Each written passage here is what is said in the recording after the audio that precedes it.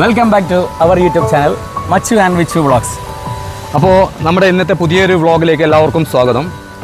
നമ്മളെ വ്ളോഗ് ഇന്നത്തെ നമ്മൾ പ്രധാനമായിട്ട് ഉദ്ദേശിക്കുന്നത് നമ്മളെ പ്രൈവറ്റ് ബസ്സുമായിട്ട് ബന്ധപ്പെട്ടതാണ്. അപ്പോൾ നമുക്ക് ഇപ്പോഴത്തെ പ്രിയദർശിനിയുമായിട്ടുള്ള ആ ഒരു പുതിയ നിയമം വന്നിട്ട് പബ്ലിക്കിനും അതേപോലെ ബസ്സിൻ്റെ ആൾക്കാർക്കുള്ള പരിഭവങ്ങളും പരാതികളും നമുക്കറിയാം. നമ്മളെ ഭരണം മാറിയിട്ട് 10 മാസങ്ങളായിട്ടുള്ളൂ. അപ്പോൾ പുതിയ ഭരണത്തിന് ആദ്യം ഇപ്പോൾ ഭരണം നടത്തിക്കൊണ്ടിരിക്കുന്ന നമ്മളെ നേതാക്കന്മാർ ഫസ്റ്റ് പറഞ്ഞ ഒരു സംഭവമാണ് നമ്മളെ സ്ത്രീകൾക്കുള്ള സൗജന്യ ബസ് യാത്ര. അപ്പോൾ സ്ത്രീകൾക്കുള്ള സൗജന്യ ബസ് യാത്ര അത് എത്രത്തോളം നമ്മളെ പ്രൈവറ്റ് ബസ് ഉടമകൾക്കും അതിൽ ജീവനക്കാർക്കും തൊഴിലാളികൾക്കൊക്കെ ഇത് പുതിയ നിയമം വന്നിട്ട് ഇപ്പോൾ ഒരുപാട് പ്രൈവറ്റ് നമ്മളെ പുറകിൽ കാണാൻ ഒരുപാട് പ്രൈവറ്റ് ബസ്സുകളും എല്ലാ കാര്യങ്ങളൊക്കെ നിൽക്കുന്നുണ്ട്. അപ്പോൾ ഈ ഇതിലുള്ള ജീവനക്കാർക്കും അതേപോലെ യാത്ര ചെയ്യുന്ന യാത്രികർക്കും ചില കാര്യങ്ങളും പരിഭവങ്ങളെല്ലാം പറയാനുണ്ട്. അപ്പോൾ അവരോട് നമുക്കത് നേരിട്ട് പോയിട്ട് എന്ന് അന്വേഷിക്കാം. വാ.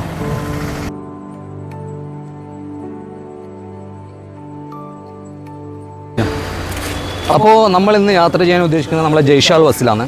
അപ്പോൾ ജയ്ഷാൽ ബസ്സിൽ പോയിട്ട് നമുക്ക് അതിലെ കണ്ടക്ടറോടും ഡ്രൈവറോടും നമുക്ക് ഇതിനെ പറ്റിയിട്ടുള്ള ആധികാരികമായിട്ട് നമുക്ക് അതിനെ പറ്റിയിട്ട് നമുക്ക് കാര്യമായിട്ട് അവരോട് അന്വേഷിക്കാം. നമുക്ക് ഓക്കെ.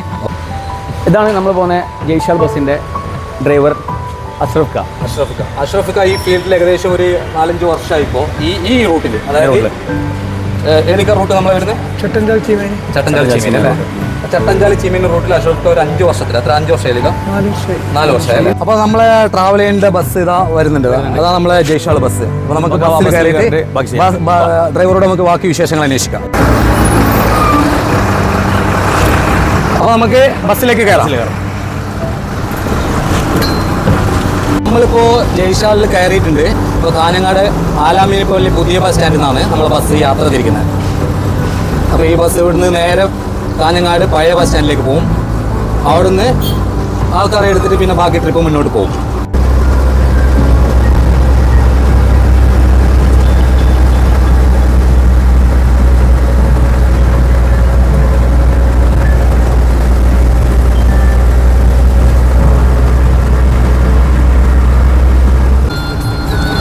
അശോക, അപ്പോൾ നമ്മൾ ഈ ജയ്ഷാൽ ബസ്സില്ലേ, ഈ ചട്ടഞ്ചാൽ ചീമേനി റൂട്ടിൽ എത്ര വർഷമായിട്ടുള്ള സർവീസാണ്? 35 വർഷമായി. അപ്പോൾ നമ്മൾ ഒരു ചേച്ചിയോട് ചോദിച്ചു നോക്കാം നമുക്ക് പ്രിയദർശിനിയുമായിട്ട്. അല്ല ചേച്ചി, അങ്ങനല്ല, ഇതൊന്നും പറയണ്ട. ഇതില്ലേ നിങ്ങൾക്ക് എങ്ങനെ യാത്ര ചെയ്യില്ല പ്രിയദർശിനി? എന്ത് ചെയ്തത്? ഓ അതെയാ. പ്രിയദർശിനി ബസ്സിൽ KSRTC യാത്ര ചെയ്യാറുണ്ടോ? ഇന്ന് നിങ്ങളെ പ്രൈവറ്റ് ബസ്സിലെല്ലാം എങ്ങനെ യാത്ര ചെയ്യുമോ അതോ ഗവൺമെൻറ് ബസ്സിലോ? ഫ്രീ യാത്ര ചെയ്യാൻ താല്പര്യമുണ്ടോ? പ്രിയദർശിനിയുമായിട്ട് എങ്ങനെയാണെന്ന് നിങ്ങൾക്ക് നല്ല കാര്യമോ? നല്ല കാര്യമാണ് അല്ലേ? ചേച്ചിക്ക് എങ്ങനെ നല്ല കാര്യമാണ് നോക്കുന്നു? പ്രൈവറ്റിനെ പോലെ അല്ലേ? ചേച്ചി പ്രൈവറ്റിലാണ് അധികം യാത്ര ചെയ്യുന്നത്. ഇപ്പോൾ നമുക്കറിയാം, ഇപ്പോൾ പുതിയ ഗവൺമെൻറ് നിലവിൽ വന്ന് പിന്നെ ആദ്യം തന്ന വാർത്തയാണ് നമ്മുടെ പ്രിയദർശിനി സൗജന്യ യാത്ര. ആ പ്രിയദർശിനി സൗജന്യ യാത്രയെക്കുറിച്ച് നിങ്ങളൊരു അഭിപ്രായമാണ്? എൻ്റെ അഭിപ്രായം എന്ന് വെച്ചാൽ അത് ലേഡീസിനെ ഇപ്പം കിട്ടുന്നുള്ളൂ. അത് രാവിലെ ലേഡീസുകൾ പോകുന്ന ജോലിക്കാണ്. പിന്നെ വീട്ടിലിരിക്കുന്ന പെണ്ണുങ്ങൾക്കൊന്നും കിട്ടുന്നില്ല. അത് കിട്ടുന്നില്ല അധികം. അതായത് പ്രിയദർശിനി യൂസ് ചെയ്യുന്നത് ഗവൺമെന്റ് സർവീസിലുള്ള ആൾക്കാരും ഗവൺമെന്റ് സർവീസിലുള്ള ആൾക്കാരും വേറെ വലിയ പൈസക്കാരെല്ലാം. അത് അങ്ങനെയല്ല. അതായത് മീൻ വാങ്ങിക്കാൻ പോകുന്ന കാഞ്ഞങ്ങാട് മീൻ വാങ്ങിക്കാൻ പോകുന്ന പെണ്ണുങ്ങൾ ഇപ്പോൾ കാസർഗോഡേക്കാണ്. അതായത് സർവീസ് ആയതുകൊണ്ട് അത് മിസ്യൂസ് ചെയ്യുന്നു. അവർ പോകില്ല, കാഞ്ഞങ്ങാട് തന്നെ മീൻ വാങ്ങിയിട്ട് പോകും. അതല്ല, യൂട്യൂബ് ചാനലിൽ നിന്നാണ്. ഇപ്പോൾ ചേച്ചി കാലങ്ങളായിട്ട് ഇതിൽ പ്രൈവറ്റ് ബസ്സിലോ യാത്ര ചെയ്യുന്നത് അതോ KSRTC സൗജന്യ യാത്രയിൽ സംസാരിക്കും? ഈ ബസ് തന്നെ അല്ലേ? അതെ. അങ്ങനെ നമുക്ക് ഫ്രീ ബസ് എന്നുള്ളൊരു സർവീസ് തരത്തിലുണ്ട്. അത് ഗവൺമെൻറ് എംപ്ലോയീസിന് അതിൻ്റെ ആ ഒരു ബെനിഫിറ്റ് വേണ്ടെന്നാണ് എൻ്റെ ഒരു അഭിപ്രായം, പേഴ്സണൽ അഭിപ്രായം. പിന്നെ സാധാരണ ലോക്കൽ ആൾക്കാർ അവർക്കാണെങ്കിൽ അതൊരു നല്ലൊരു ബെനിഫിറ്റാണ്.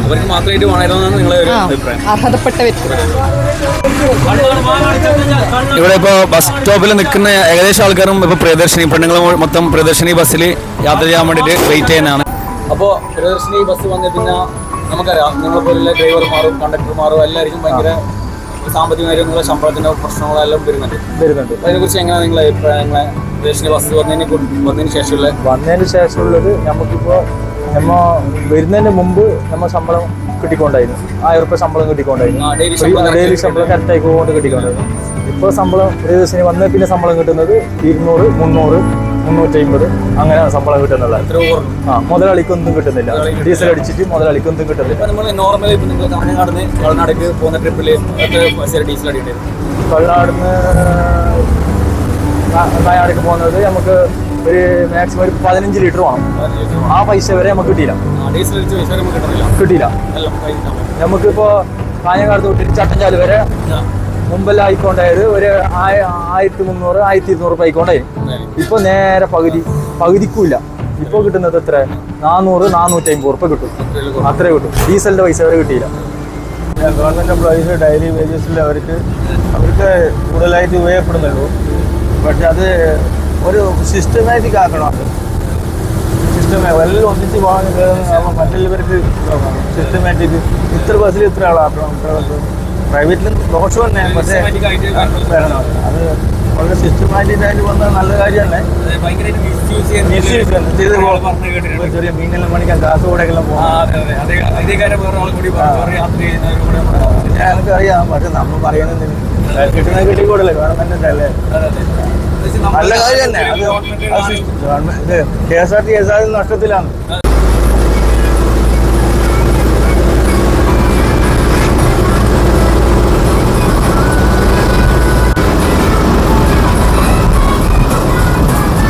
നമ്മളിപ്പോൾ ഉള്ളത് ചട്ടഞ്ചാല് ടൗണിലാണ്. ഇപ്പോൾ ചട്ടഞ്ചാല് ടൗണിൽ ബസ് സ്റ്റാൻഡിൽ ബസ് വെക്കുന്ന സ്ഥലമാണ്, ബസ് സ്റ്റാൻഡാണ് ഇത്. അപ്പോൾ ഇവിടെയുള്ള റിക്ഷ ഡ്രൈവർമാരുണ്ട്, ഇവരോട് നമുക്ക് ചോദിക്കാം. അപ്പോൾ പ്രിയദർശിനി ബസ് വന്നേ പിന്നെ നിങ്ങൾ കണ്ടിരിക്കണം, പ്രൈവറ്റ് ബസ് ഇവിടെ നിന്നിട്ടാണ് ഹോൾഡ് ചെയ്തിട്ടാണ് പോകുന്നത് സാധാരണ. നല്ലോണം ബുദ്ധിമുട്ടായിട്ടുണ്ട്. എന്താ വെച്ചെങ്കിൽ പിന്നെ പ്രിയദർശിനി ബസ് വന്ന പ്രശ്നമില്ല. അത് സാധാരണ ഇപ്പോൾ നമ്മൾ റിക്ഷക്കാർക്കും ഇപ്പോൾ പ്രൈവറ്റ് ബസ്സിനാർക്കും നല്ലോണം അടി വന്നിട്ടുണ്ട്. എന്താ വെച്ചെങ്കിൽ ഒരു ദിവസത്തിൽ പിന്നെ നല്ലൊരു എമൗണ്ട് കിട്ടിക്കൊണ്ട് പ്രൈവറ്റ് ബസ്സിനാണ്. ഇപ്പം ആ എമൗണ്ട് ഇല്ല. ഇപ്പം അവർക്ക് സ്ഥിരം കിട്ടുന്ന ശമ്പളം പോലും അതുമില്ല. അവർ പറയുന്നവരോട് ഡീസൽ അടിക്കാൻ പോലും പൈസ തരുന്നില്ല. അതേപോലെ നമുക്ക് കാസർഗോഡേക്ക്, ചെറുക്കളത്തേക്ക്, പിന്നെ ദേളി ഭാഗത്ത്, കളനാട് ഭാഗത്തൊക്കെ ഞങ്ങൾക്ക് വാടക കിട്ടിക്കൊണ്ടായിരുന്നു. അതുമില്ല. നിങ്ങൾക്കും അത് ചെറിയ രീതിയിൽ ഏകദേശം ഒരു നമ്മളിപ്പോൾ ബാക്കിൽ വെച്ച് കഴിഞ്ഞാൽ ഒരു 10 മണിക്ക് വെച്ചാൽ ഇവിടെ എത്തുമ്പോഴേക്ക് ഏകദേശം ഒരു 11:15 11:20 ആവും. കിട്ടുന്നത് ഒരു 30 ഉറുപ്പ അല്ലെങ്കിൽ 40 ഉറുപ്പ അല്ലെങ്കിൽ 50.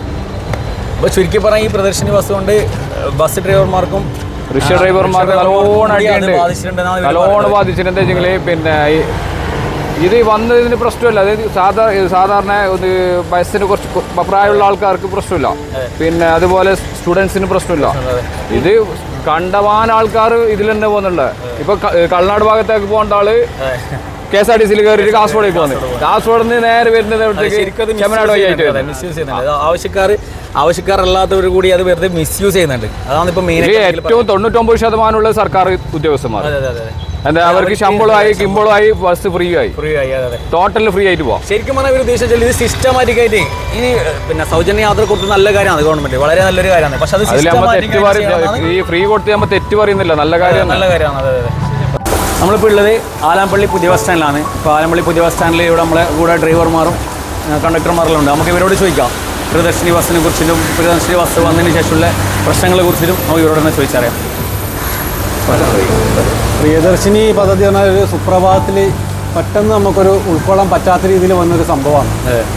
കാരണം ഇങ്ങനത്തെ ഒരു സംഭവം വരുന്നുണ്ട്, അല്ലെങ്കിൽ ഇങ്ങനെ ആനുകൂല്യം കൊടുക്കുന്നുണ്ട് പറയുമ്പോൾ ഇത് ഇത്രത്തോളം പ്രൈവറ്റ് ബസ്സിനെ മാരകമായിട്ട് ബാധിക്കുന്നുള്ളത് നമ്മൾ ചിന്തിച്ചിട്ടില്ല. കാരണം പ്രിയദർശിനി വരുന്ന നാട്ട് മുന്നേ 15,000 16,000 രൂപ കളക്ഷനായ വണ്ടിക്ക് ഇപ്പോൾ 9,000 10,000 രൂപ കളക്ഷനാണ്. അതിൽ 2 പണിക്കാർ 3 പണിക്കാറിലൊക്കെ ഇപ്പോൾ 2 പണിക്കാറാന്ന് വെച്ചിട്ടുണ്ട്. അത് ബാധ്യത താങ്ങാൻ പറ്റാത്തതുകൊണ്ട് അത് പിന്നെ ഡീസലിൻ്റെ പൈസ അത് മുതലാവുന്നില്ല.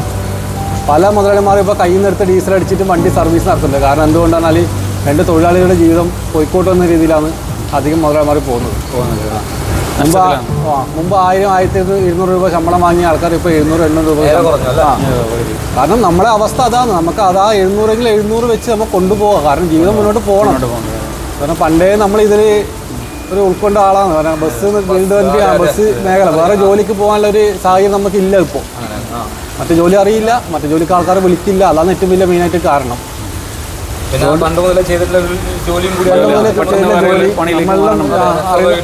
അതായിട്ട് പോകുന്നത്. പിന്നെ ഒരു സുപ്രഭാതത്തിൽ നമ്മളെ ഇത്രയും കാലം നമുക്ക് ചോറ് തന്നത് മുതലാളിനെ ഒരു പേഴ്സൺ കയറുമ്പോൾ ഇട്ടിട്ട് പോകുന്നത് നമ്മൾ നല്ലോണം കുറവുണ്ട്. കാരണം നിങ്ങൾ ഒരു ബസ്സിൽ ഒരു ഇവിടുന്ന് കാസർഗോഡ് പോകുന്ന ബസ്സിൽ ഹൈവേയിൽ ഏറ്റവും കൂടുതൽ ബാധിക്കുന്ന ഹൈവേയിലാണ്. കാരണം ഹൈവേയിൽ പറഞ്ഞാൽ TT LS ഓർഡിനറി ഇതെല്ലാം ഹൈവേയിലോട് എല്ലാത്തിനും പ്രിയദർശിനി ബോർഡാണ് ഉള്ളത്. അപ്പോൾ പറഞ്ഞാൽ ഓരോ സ്റ്റോപ്പിലും പെണ്ണുങ്ങൾ മാറി നിൽക്കും. പ്രിയദർശിനി സ്ത്രീ സൗജന്യ യാത്രയുമായി ബന്ധപ്പെട്ട് നമ്മൾ നടത്തിയ ഈ വീഡിയോ ഇവിടെ അവസാനിക്കുകയാണ്. അപ്പോൾ ഞങ്ങൾ പൊതുജനങ്ങളായിട്ട് സംബന്ധിച്ചതിൽ നമുക്ക് മനസ്സിലാക്കാൻ പറ്റിയ ചില കാര്യം അല്ലേ, അവര് ചില ആൾക്കാർ നല്ലതും പറയുന്നുണ്ട്, ചില ആൾക്കാർ മോശം. അത് മോശം പറയാൻ വേണ്ടിയിട്ടുള്ള കാരണം അർഹതപ്പെട്ടവരിലേക്ക് ഇത് എത്തുന്നില്ല എന്നല്ലേ. അതെ, കൂടുതൽ പേരും പറഞ്ഞു വരുന്നത് അതാണ്. അതായത് സ്ത്രീ സൗജന്യ യാത്ര ഗവൺമെന്റ് തീരുമാനിച്ചൊരു നല്ലൊരു കാര്യമാണ്, വളരെ നല്ലൊരു കാര്യമാണ്. പക്ഷെ അത് ഇപ്പോഴും അത് അർഹതപ്പെട്ടവർക്കല്ല ലഭിക്കുന്നില്ല എന്നതിനെ കുറിച്ചാണ് കൂടുതൽ ആൾക്കാർ നമ്മളോട് പറഞ്ഞത്. പക്ഷെ ഇത് ഈ സൗജന്യ യാത്ര വഴി പ്രൈവറ്റ് ബസ്സിനും അതിന്റെ മുതലാളിമാർക്കും സ്റ്റാഫിനും എല്ലാവർക്കും നന്നായിട്ട് ബാധിച്ചിട്ടുണ്ട്. നമുക്ക് കാണാൻ പറ്റും വീഡിയോയിലെല്ലാം. നിങ്ങൾക്ക് അവരെ നേരിട്ടുള്ള അഭിപ്രായം കാണാൻ പറ്റുന്നുണ്ട്. അവർക്ക് ഒരുപാട് ബാധിച്ചിട്ടുണ്ട് ഈ സൗജന്യ യാത്ര. അപ്പോൾ പരമാവധി ആൾക്കാരും പ്രൈവറ്റിൽ പോകുന്നവര്, സ്വാഭാവികമായിട്ടും പ്രൈവറ്റിൽ പോകുന്നവര് അത് കണ്ടിന്യൂ ചെയ്തിട്ട് പോവാ. ഒന്നും സാമ്പത്തികമായിട്ട് വയ്യാത്തവരും അങ്ങനെ ആ സ്ഥിതിഗതിയിലുള്ളവർ ആ യാത്ര യൂസ് ചെയ്തിട്ട് പോകുന്നല്ലാതെ സൗജന്യ യാത്ര ഉപകാരപ്പെടുത്താം. അപ്പോ ഇതിന്റെ ഇടയ്ക്ക് വേറൊരു പ്രശ്നങ്ങൾ വരാൻ ചാൻസ് ഇല്ല. ഇത് നമ്മുടെ അഭിപ്രായമാണ്. അതെ.